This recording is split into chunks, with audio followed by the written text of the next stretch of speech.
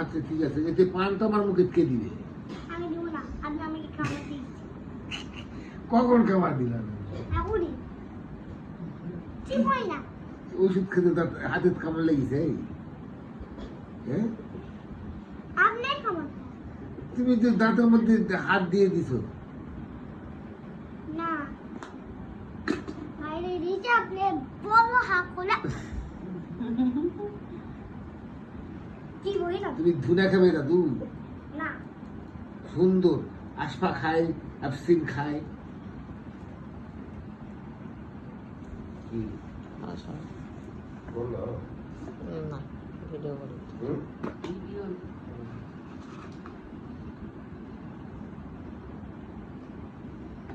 তোমাকে খেলা দেখি তুই আর দিস দাদু তাড়াতাড়ি ফেসবুকে দিলাম।